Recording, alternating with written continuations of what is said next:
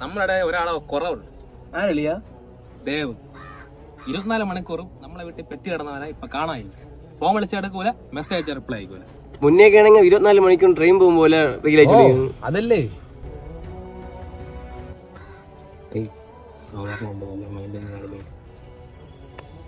അയ്യന്റെ മോനെ, ഇതാര് ദേവാ?